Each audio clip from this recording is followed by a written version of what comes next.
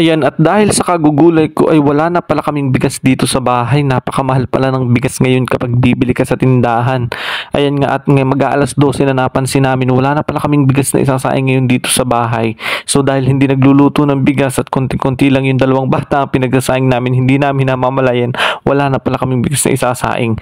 Kaya ayan, dali-dali akong lumabas, naghanap ng mabibilihan at umuulan nga ng mga oras na ito. So nagdire-diretso ako, pumunta ako dito sa may Java supermarket na ito para maghanap ng bigas. So pagpasok ko nga dito, hinanap ko agad ang section ng bigas at hindi ko pa nga agad nakita. Ayan, bali 5 kilo lang ang aking biniling bigas na sinandoming at pagtingin ko napakamahal pala, 329.